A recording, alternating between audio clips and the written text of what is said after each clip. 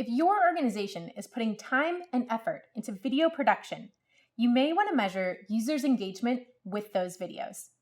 In addition to using Google Analytics event tracking for video interactions, you could work with your developers to capture things like video watch time and video starts as custom metrics.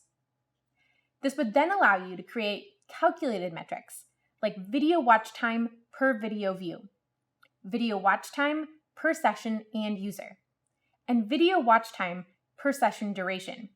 In other words, the percentage of session duration that consists of video watch time.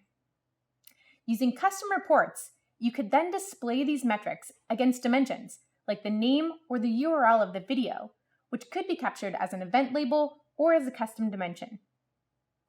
If your videos are hosted on YouTube, your developers can use the YouTube Player API or the YouTube trigger in Google Tag Manager to track these interactions as events. You can get pretty creative with this. For example, if pauses are greater than 3, this could be one delayed watcher. If a user hits play and then fires no events until the end, this could be one perfect play. If the user watches between minute 2 and minute 3 of your video, in other words, the spot where you know you have a call to action, this could be one CTA impression. Then you could use these events in segments to be able to slice and dice your data for further analysis. For example, you could compare your segments for delayed watchers versus perfect plays to see if watching video in different ways has an impact on the overall conversion rate for your site.